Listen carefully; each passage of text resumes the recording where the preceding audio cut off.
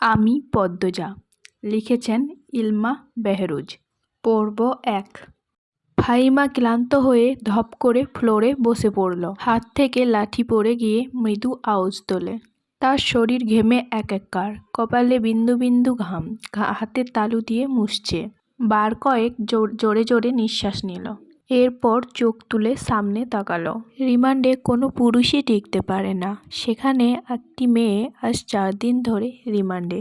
তার সামনের চেয়ারে বাঁধা অবস্থায় ঝিমুচ্ছে।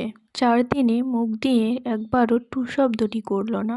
শারীরিক মানসিক কত অত্যাচার করা হয়েছে, তবুও ব্যথায় আর্তনাদ অবধি করেনি। মনে হচ্ছে একটা পাথরকে পেটানো হচ্ছে, যে পাথরের রক্ত ঝরে কিন্তু জবান খোলে না। তখন সেখানে আগমন ঘটে ইন্সপেক্টর তুষারের। তুষারকে দেখে ফাহিমা কাতর স্বরে বলল, সম্ভব না। আর কিছুতেই কথা বলছে না। তুষার অভিজ্ঞ চোখে মেয়েটিকে 2-1 সেকেন্ড দেখল। এরপর গম্ভীর কণ্ঠে ফাহিমাকে বলল, আপনি যান। ফাহিমা এলোমেলো পা ফেলে চলে যায়। তুষার একটি চেয়ার নিয়ে মেয়েটির সামনে বসল।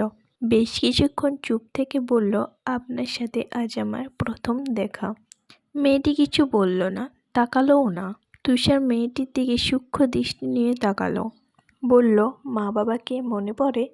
মেয়েটি চোখ তুলে তাকায়। ঘোলাটে চোখ, কাটা ঠোঁট থেকে রক্ত ঝরছে।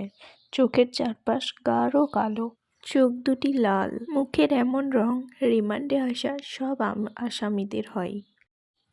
তুষার মুখের প্রকাশভঙ্গি আগের অবস্থানে রেখে আবারও প্রশ্ন করল, মা বাবাকে মনে পড়ে? মেয়েটি মাথা নাড়ায়। মনে পড়ে তার। তুষার একটু ঝোঁকে। মেয়েটি অসহায় দৃষ্টি মেলে তাকায়।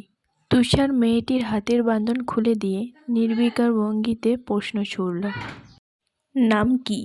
যদিও তুষার মেয়েটির নাম সহ পুরো ডিটেলসই জানে, তবুও জিজ্ঞেস করল। তার মনে হচ্ছে মেয়েটি কথা বলবে। সত্যি তাই হলো। মেয়েটি ভারাক্রান্ত কণ্ঠে নিজের নাম উচ্চারণ করল, পদ্ম। আমি আমি আমি পদ্মজা।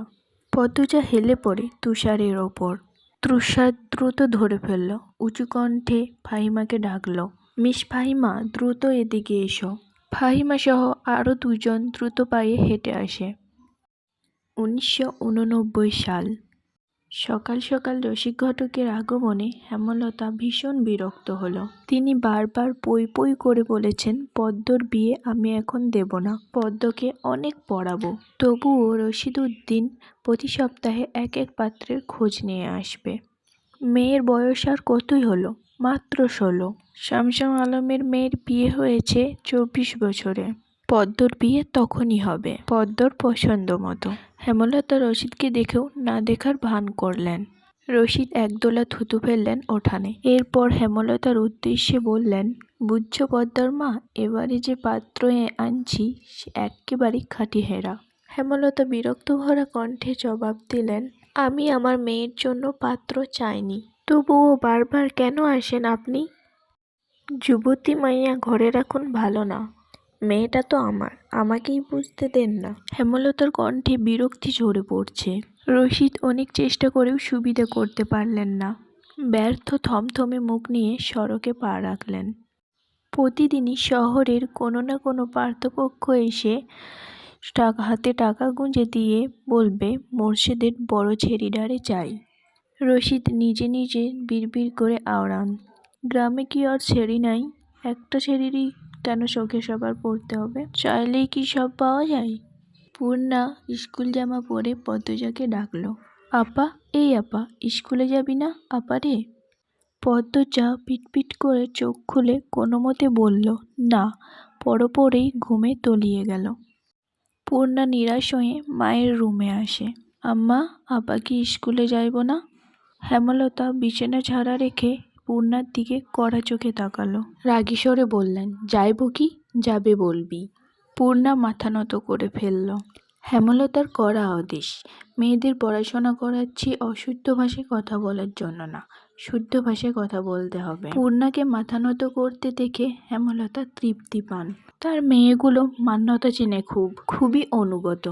তিনি বিছানা ঝাড়তে ঝাড়তে বলল, পদ্মর শরীর ভালো না, সারা রাত পেটে ব্যথায় কেঁদেছে, থাকুক, ঘুমাক। পূর্ণার কেশরী মন বুঝে যায় পদ্মজা কিসের ব্যথায় কেঁদেছিল। সে রাতে নানাবাড়ি ছিল বলে জানত না। ভোরেই চলে এসেছে।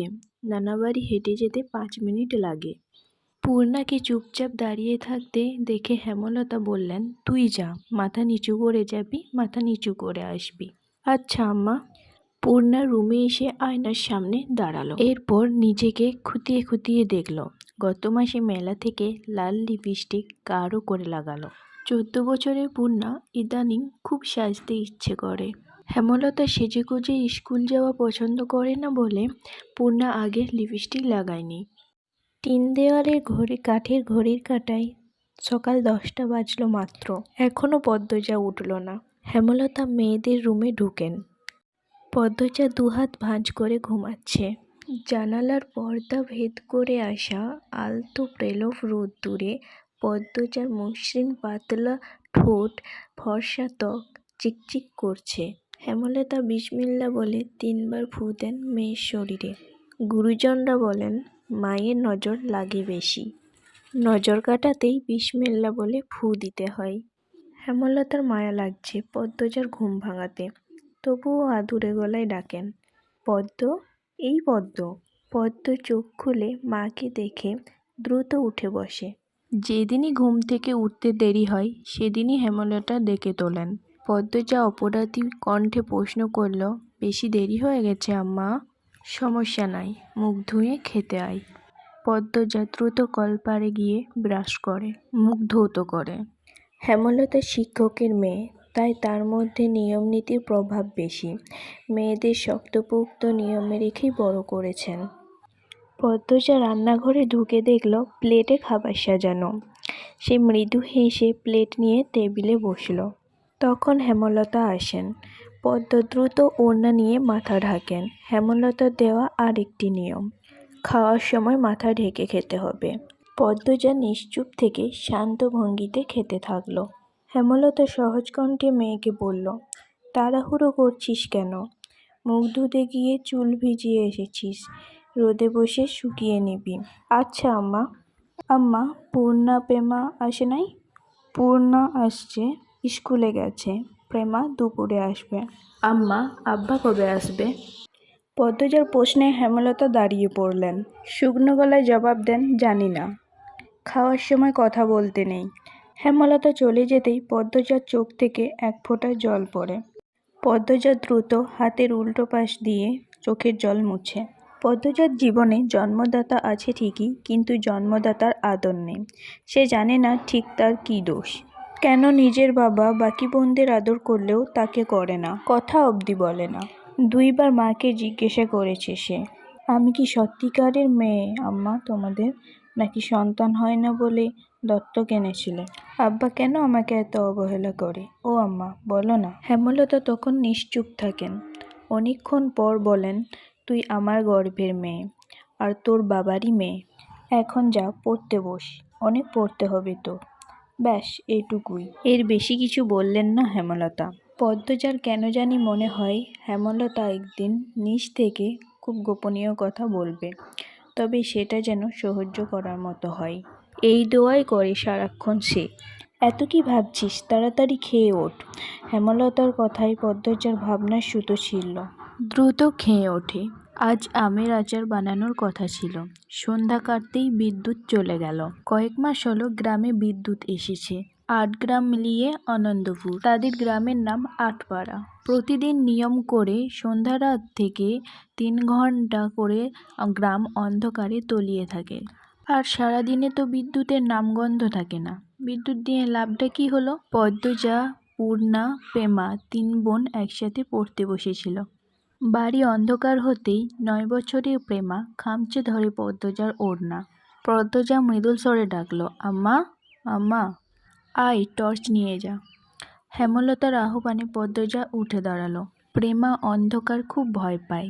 পদ্মজার ওড়না ছেড়ে পূর্ণার হাত চেপে ধরে।